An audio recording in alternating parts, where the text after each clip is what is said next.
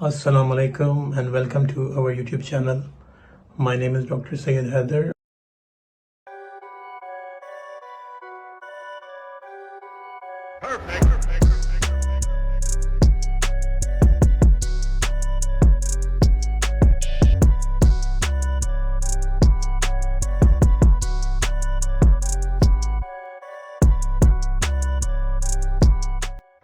आज हम जिस टॉपिक की बात करेंगे उसको कहते हैं डायबिटीज़ या डायबिटीज़ मेलाइटस भी कहते हैं। ठीक है, ये कंडीशन जो होती है बहुत ज़्यादा कॉमन है, स्पेशली एशियन कंट्रीज़ के अंदर, और जो यूरोपियन कंट्रीज़ हैं इनमें भी बहुत ज़्यादा कॉमन है। तो हम इस पर बात करेंगे कि इस डायबिटीज़ की कौन कौन सी टाइप होती हैं, ठीक है, और प्री डायबिटिक कंडीशन क्या होती है, और इसके साथ साथ इसकी कॉम्प्लिकेशंस क्या होती हैं डायबिटीज़ की। इन टॉपिक से बात करते हैं। और इसके साथ साथ अगर आपने अभी तक हमारा चैनल सब्सक्राइब नहीं किया तो please subscribe our channel and share this video to your family and friends. Thank you so much. चलते हैं डायबिटीज़ के टॉपिक के ऊपर। अब डायबिटीज़, जैसा कि ज़्यादातर लोगों को पता होता है कि डायबिटीज़ जो होती है वो कंडीशन होती है जिसके अंदर आपका ब्लड का शुगर का लेवल जो होता है ना बहुत ज़्यादा हाई हो जाता है। किसी को अगर डायबिटीज़ है तो उसके अंदर क्या होता है कि उसका शुगर का लेवल, ब्लड शुगर लेवल जो होता है बहुत ज़्यादा हाई हो जाता है। तो और इसके साथ साथ ये होता है कि इसकी डिफरेंट टाइप्स होती हैं डायबिटीज़ की। अगर आप में से किसी को डायबिटीज़ है तो आपको पता होना चाहिए कि आपको कौन सी टाइप है डायबिटीज़ की, क्योंकि डायबिटीज़ की टाइप्स को समझना भी इम्पोर्टेंट है। ठीक है, एक तो टाइप 1 डायबिटीज़ होती है। ठीक है, टाइप 1 डायबिटीज़ होती है। सो टाइप 1 जो डायबिटीज़ है उसके भी डिफरेंट नाम होते हैं। उसको या तो आप ब्रिटल डायबिटीज़ भी कहते हैं या फिर आप जुवेनाइल ऑनसेट भी कहते हैं, क्योंकि यंग एज में बहुत ज़्यादा कॉमन होती है। और इसके साथ साथ आप इसको जो होती है आप कीटोस प्रोन डायबिटीज़ भी कहते हैं, क्योंकि इसके अंदर प्रेजेंटेशन ये होती है डायबिटीज़ टाइप 1 डायबिटीज़ का अगर पेशेंट प्रेजेंट करता है तो बहुत ज़्यादा यंग पेशेंट होता है, लाइक जस्ट 13-14 साल का यंग मेल या फीमेल, उसको प्रेजेंटेशन होती है। अचानक ही पता चलता है कि भाई आपने देखा कि वो पेशेंट जो होता है अचानक बच्चा या बच्ची जो होती है वो अचानक कोलैप्स कर जाते हैं।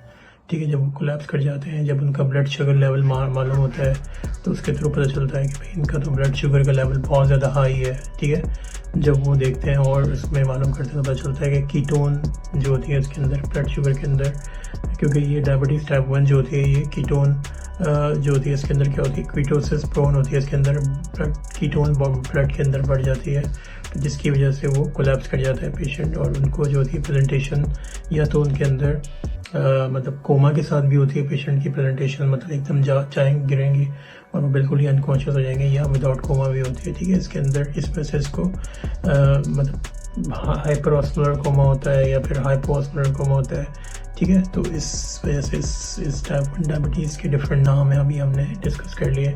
या तो ब्रिटल या जुवेनाइल ऑनसेट या फिर यंग ऑनसेट भी कहते हैं, या कीटोसिस प्रोन। ठीक है, इसी तरह टाइप 2 डायबिटीज़ जो होती है, टाइप 2 के अंदर क्या हो रहा है उसमें भी यही, मतलब उसकी कंडीशंस थोड़ी सी डिफरेंट होती हैं। ठीक है, उसके अंदर क्या हो रहा है, ब्लड शुगर लेवल बहुत ज़्यादा बढ़ा होता है। ब्लड के अंदर अगर आप चेक करते हैं ग्लूकोज का लेवल बढ़ा हुआ होता है। ठीक है, टाइप 2 डायबिटीज़ कहलाती है। सही है, इस तरह से टाइप 2 डायबिटीज़ के भी डिफरेंट नाम हैं, जैसे कि अभी हमने डिस्कस किया टाइप 1 जो होता है उसका ये डिफरेंट नाम है, जिसमें जुवेनाइल ऑनसेट भी है। उसका मतलब ये होता था कि भाई बच्चों में इस तरह टाइप 2 जो होती है एडल्ट ऑनसेट कहलाती है, ज़्यादातर बड़ों के अंदर होती है ये। ठीक है, इसके अंदर भी जो होती है वो आपको जो होता है नॉन कीटोन होती है, मतलब कीटोन बॉडीज इसके अंदर नहीं मिलती ज़्यादातर। और ये कि यूजली इसका लेवल जो होता है मतलब ये नॉन इंसुलिन डिपेंडेंट भी कराती है, क्योंकि टाइप 1 जो होती है उसको जो होती है इंसुलिन डिपेंडेंट भी कहते हैं उसको, क्योंकि वो जब जाके सही होती है जब आप पेशेंट को इंसुलिन क्या देते हैं। ठीक है, लेकिन टाइप 2 जो होती है वो नॉन इंसुलिन डिपेंडेंट होती है, उसमें इंसुलिन जो होता है मतलब उसको इनिशियल स्टेजेस के ऊपर नहीं देते। ठीक है, इसी तरह से टाइप 1 डायबिटीज़ हो गई, टाइप 2 हो गई। इसके साथ साथ एक और डायबिटीज़ होती है जिसको आप कहते हैं कि मेल नरिश रिलेटेड डायबिटीज़, जो कि ऐसे लोगों को में होती है जिनकी फूड इनटेक जो होता है प्रॉपर नहीं होता, और उसकी वजह से उनको डायबिटीज़ होती आती है। तो इस तरह से एक और होती है डायबिटीज़ जो स्टीरॉयड इंड्यूस डायबिटीज़ कराती है, ठीक है। ऐसे पेशेंट जो कि जिनको कोई ऑटोइम्यून कंडीशन होती है या कोई मेडिसिन ले रहे होते हैं, तो वो जो मेडिसिन होती हैं, स्टेरॉइड्स होती हैं, वो उनका ब्लड शुगर लेवल बढ़ा देती है, जिसकी वजह से डायबिटीज़ हो जाती है, ठीक है। तो ये तो इसकी टाइप हो गई। और इसके साथ साथ गेस्टेशनल डायबिटीज़ भी होती है, जो कि हम लोगों में होती है ड्यूरिंग प्रेगनेंसी, ठीक है। और प्रेगनेंसी के दौरान फीमेल को ये डायबिटीज़ होती है, लेकिन अगर वो जो होती है वो रिवर्स हो जाती है। इस तरह से अगर आप टाइप 2 और टाइप गेस्टेशनल डायबिटीज़ जो होती हैं, अगर आप ये लाइफस्टाइल मॉडिफिकेशन से इनको आप कंट्रोल कर सकते हैं, क्योंकि इनके अंदर वेट बहुत ज़्यादा बढ़ जाता है। जब वेट पेशेंट का बढ़ जाता है ओबेसिटी की वजह से, तो क्या होता है कि जो आपका पैनक्रियाज है वो थोड़ा सा उसको जो होता है हार्मोन जो इंसुलिन होता है वो नहीं निकाल पाता। लेकिन जैसे ही आप वेट रिड्यूस करते हैं, लाइफस्टाइल मॉडिफिकेशन करते हैं, एक्टिव होते हैं, तो दोबारा से आपका वेट थोड़ा कम होता है। तो वो जो पैनक्रियाज है, जो बीटा सेल होते हैं पैनक्रियाज से, वो इंसुलिन हार्मोन निकालते हैं। और इसकी वजह से इंसुलिन का काम यही होता है कि वो ब्लड ग्लूकोज जो होती है उसको अपना ब्लड के अंदर जो ग्लूकोज होती है उसको वापस सेल के अंदर डालता है, जिसकी वजह से जो होती है वो आपका ब्लड शुगर जो होती है कंट्रोल होती है, ठीक है। अगर आप सिम्टम्स की बात कर लें तो मोस्ट कॉमन सिम्टम्स जो होते हैं उसके डायबिटीज़ के, आपको फीलिंग थर्स्टी, आपको बहुत ज़्यादा प्यास लगेगी, और मतलब आप बहुत ज़्यादा थर्स्टी फील करेंगे, और आपको बार बार फ्रीक्वेंट यूरिनेशन, बार बार आपको यूरिन के लिए जाना होगा, और बहुत ज़्यादा टायर्ड आप फील करेंगे।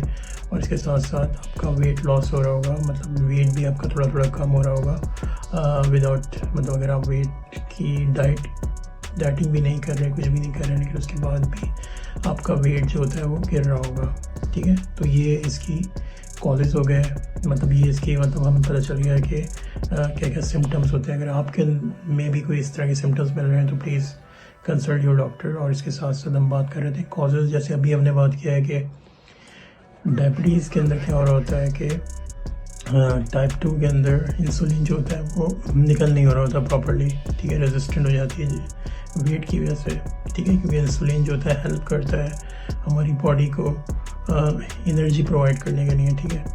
और इसके साथ साथ टाइप 1 डायबिटीज़ जो होता है वो जो होता है यूजली जो होता है ऑटोइम्यून कंडीशन होती है। मतलब टाइप 1 डायबिटीज़ जो होती है वो जो होता है मतलब उसको ऑटोइम्यून कंडीशन या फिर जेनेटिकली भी वो होती है, मतलब, ठीक है। लेकिन टाइप 2 और गेस्टेशनल जो होती हैं, ये जो होता है आपका वेट की वजह से, एज की वजह से, इथेनिसिटी आपकी बैकग्राउंड क्या है, इनकी वजह से होती है, ठीक है। और इसके साथ साथ फैमिली हिस्ट्री भी इसके अंदर इम्पॉर्टेंट होती है, ठीक है। तो अगर आप बैलेंस डाइट खा रहे हैं, एक्सरसाइज कर रहे हैं रेगुलरली, हेल्थ मेंटेन कर रहे हैं, तो आपको हेल्प करती है टाइप 2 डायबिटीज़ को रिवर्स करने में। और गेस्टेशनल डायबिटीज़ भी आपकी प्रेगनेंसी के बाद सही हो सकती है, ठीक है। इसके बाद एक और कंडीशन होती है जिसको हम कहते हैं प्री डायबिटिक, ठीक है। कुछ लोगों के अंदर क्या होता है कि डायबिटीज़ डायग्नोस नहीं होती, लेकिन उनका ब्लड शुगर लेवल जो होता है बहुत ज़्यादा बढ़ा हुआ मिल रहा होता है, जिसको प्री डायबिटीज़ कहते हैं, ठीक है। तो ऐसे लोग जो होते हैं उनको बहुत ज़्यादा रिस्क होता है डायबिटीज़ होने का, क्योंकि उनको शुगर लेवल ऑलरेडी बहुत ज़्यादा बढ़ा हुआ रहता है। तो अगर आप में भी कोई इस तरह के सिम्टम्स मिल रहे होते हैं प्री डायबिटीज़ के, तो आपको कंट्रोल करना चाहिए, क्योंकि इसके अंदर बहुत ज़्यादा चांसेस होते हैं कि आपको डायबिटीज़ हो जाए, ठीक है। तो आपको लाइफस्टाइल मॉडिफिकेशंस के थ्रू इसको कंट्रोल करना चाहिए। सही ट्रीटमेंट जो होता है डायबिटीज़ टाइप 1 के अंदर तो इंसुलिन ही देते हैं, क्योंकि इंसुलिन डिपेंडेंट डायबिटीज़ है। लेकिन टाइप 2 के अंदर और गेस्टेशनल के अंदर आपको, जिस तरह आपसे अभी बात की कि वेट कम करते हैं, एक्सरसाइज करते हैं और मेडिसिन यूज़ करते हैं, यूजली मेटफॉर्मिन, ठीक है। लेकिन इसकी कॉम्प्लिकेशंस बहुत ज़्यादा इंपॉर्टेंट है और अवॉइड करनी चाहिए डायबिटीज़ की, ठीक है। कॉम्प्लिकेशंस के अंदर इसके अंदर न्यूरोपैथी मिल रही होती है, लाइक आपकी जो नर्व है, हार्ट नर्व जो होती है ब्रेन की, ठीक है, उसके अंदर भी इफेक्ट पड़ रहा होता है डायबिटीज़ के अंदर। आपको ऑप्थेल्मिक कॉम्प्लिकेशन मिल रही होती है आई के अंदर, आपको जो होता है डायबिटीज़ की वजह से क्या होता है रेटिनोपैथी मिलती है, या कैटरेक्ट भी मिल सकता है।